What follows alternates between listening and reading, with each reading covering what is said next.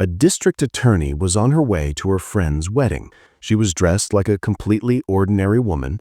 There was no government vehicle nor any security detail. Just like a regular citizen, she was riding a Harley-Davidson motorcycle. As she approached the town of Oak Creek, she spotted a police checkpoint ahead. 3 or 4 police officers were standing on the road just outside the post. In the center stood Sergeant Mike Reynolds in his duty uniform. He raised his hand, signaling the girl to pull over. She guided her motorcycle to the side of the road and stopped. The sergeant asked in a harsh voice, "Where are you going?" The girl replied in a very calm tone, "I have a friend's wedding. I'm heading there." Sergeant Mike looked her up and down. A beautiful 28-year-old woman. Her name was Emily Carter. Then he said with a smirk, "Oh, going to eat at a friend's wedding? But will your father wear the helmet for you? Why didn't you wear one? And you were riding the bike very fast. Come on, we're writing you a ticket now." Saying this, he started pulling out his ticket book. Emily realized his intentions were not good, and this was just an excuse. She said, "Officer, I haven't broken any laws." Mike got angry and snapped, "Oh, madam, don't teach us the law." He looked at an officer standing nearby, then turned back to Emily and said, "She needs to be taught a lesson." Suddenly, the sergeant slapped Emily hard on the cheek. "Asking too many questions. When the police say something, you should accept it silently." Emily's head spun for a moment, but she composed herself. Anger was clearly visible in her eyes. The sergeant laughed and said, "She still has attitude in her eyes. I've fixed many like her. She needs a proper lesson." An officer stepped forward and said, "Sir, let's take her to the precinct. She'll get her treatment there. Then she'll understand how to talk to the police." Another officer grabbed Emily's arm and dragged her, saying, "Come on, get in the car." Emily jerked her hand free and said angrily, "Don't try to touch me, or the consequences won't be good." The sergeant got even more furious. He told another officer, "Look at her audacity." The officer stepped forward and pulled Emily by her hair. Emily groaned in pain, yet she still didn't reveal her true identity. She wanted to see how low they could stoop. Meanwhile, a policeman angrily struck her bike with a baton and shouted, "Trying to be a saint? Now we'll play with you like a toy." Emily Carter now understood very well what was going to happen to her and how low these men could go. The sergeant's eyes were filled with rage. He shouted, "I've seen many smart ones like you. Messing with the police? I'll show you fun today. Take her to the station. We'll figure it all out there." Even at this point, Emily Carter remained silent. She made no attempt to reveal her identity. She wanted to see how much they could disgrace the department and to what extent they would torture an ordinary citizen. Sergeant Mike was getting annoyed now. Standing before him was a woman who had been slapped on her soft cheek, whose hair had been pulled, who had been forcibly dragged on the street, yet she stood there calm as a statue. No screaming, no crying. Sergeant Mike was thinking about how to treat this stubborn and arrogant woman once they reached the station. It wasn't just anger, it was a resentment burning inside him.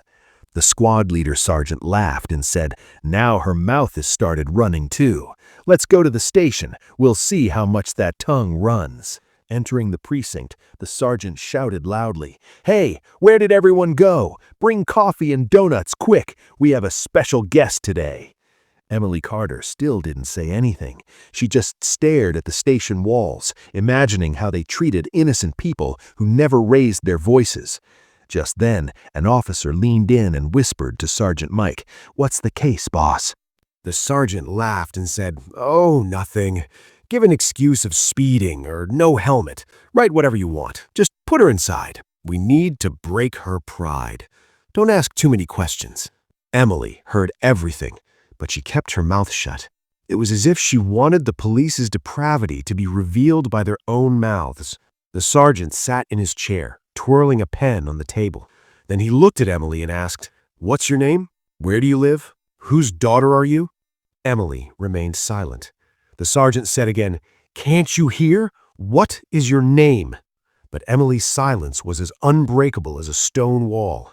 The sergeant slammed his hand on the table, so hard the sound echoed through the station. Then he shouted in rage, "Can't you hear? Say your name, quick!"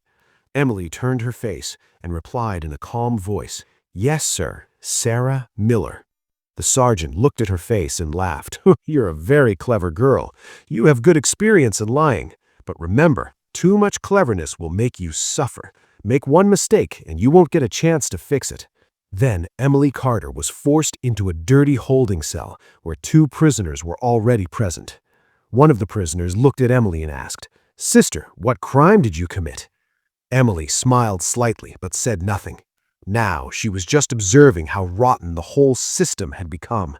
If a DA could be thrown inside without cause, it was hard to even imagine the plight of common people.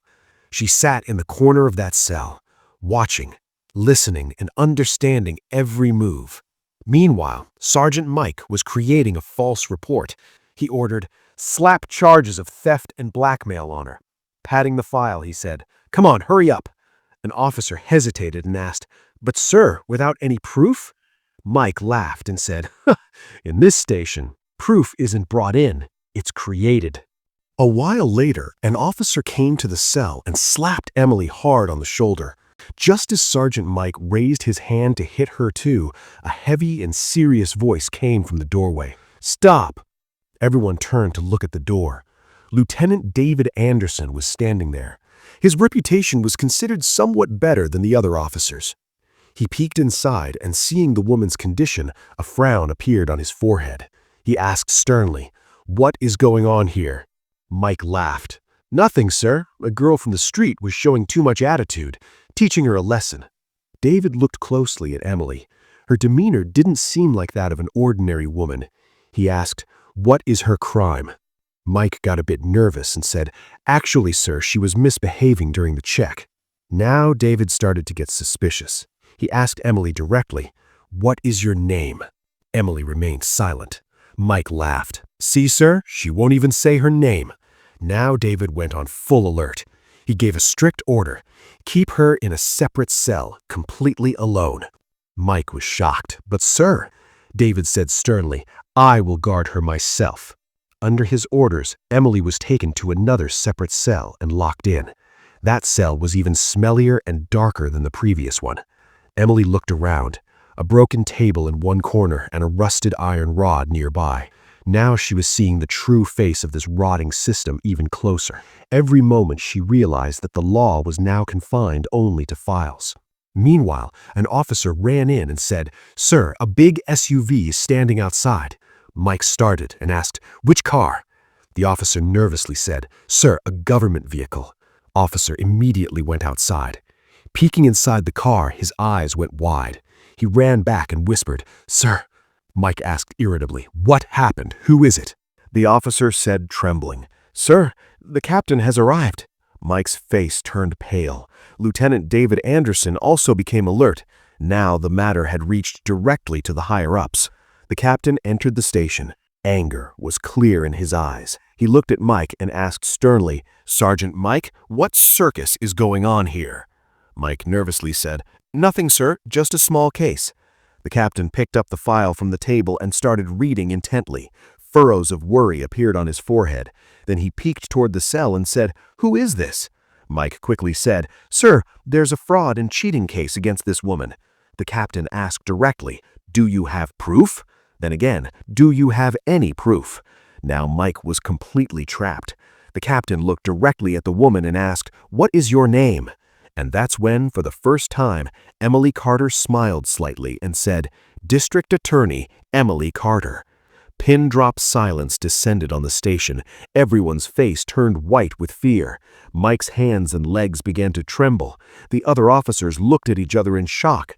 The ground slipped from under Mike's feet. The woman he thought was a petty criminal was the officer who managed the law for the entire county. She was no ordinary woman. She was DA Emily Carter herself.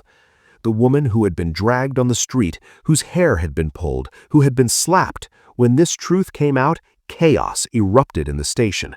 All the officers were stunned. The captain looked at Sergeant Mike with a gaze full of intense fury and roared, "Mike, how did you have the audacity to make false accusations against a federal-level officer?" Mike tried to say something, but standing nearby, Lieutenant David Anderson said loudly, "Sir, I said earlier that something was wrong here." Now Mike was completely alone. Just then, for the first time, Emily Carter delivered her verdict in her calm but firm voice. "Mike, your job is gone, your suspension is confirmed, and now a federal case will run against you." Hearing this, Mike's face went white. He felt like he couldn't breathe. The other officers started looking away from him. David Anderson immediately ordered, "Officers, grab him and put him in the cell." But just then, Mike pulled a folded paper from his pocket and said with a laugh, "Wait, ma'am, look at this first, then do what you have to do." He handed over the paper. Both the captain and Emily looked at it. Mike said, "Here is my transfer order. I was transferred 3 days ago. Now, no matter how much anger you show, you can't fire me." Silence fell over the station again. Emily took the paper and read it carefully. She looked at Captain David with a sharp gaze and said, "Go, see if this paper is real or just for show." David checked the records on the computer, raised his head and said, "Sir, it is genuine, but he hasn't handed over the charge to the new sergeant yet. That means he is still the official sergeant here, and all these misdeeds happened under his command. Now, no one can save him." Emily Carter looked into Mike's eyes and said, "Now your new address will be exactly where you used to put others." The captain also nodded in agreement. As two officers stepped forward to grab him, Mike played another card and shouted, "Wait, ma'am, I am not alone. Do you think all the fault is mine?" Then he pointed at the rest of the police in the station and said, "They were all with me. Everyone up to the top level is involved." As soon as he said this, the color drained from some officers' faces. Understanding the situation, Lieutenant David Anderson began to look at everyone one by one with suspicion.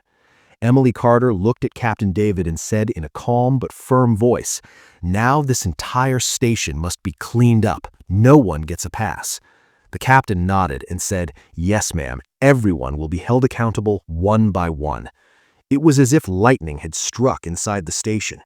Outside, some journalists were already waiting. They had already suspected a major scandal was brewing inside.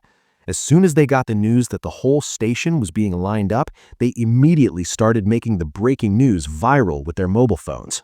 Just then, a shiny black car stopped in front of the station. The door opened and the sheriff himself stepped out. He looked around. Panic was on everyone's face. All the station officers stood silently on one side. Sheriff Robert Stone asked in a sharp voice, "Since when has this circus been going on here?" But both the captain and the station commander were completely silent.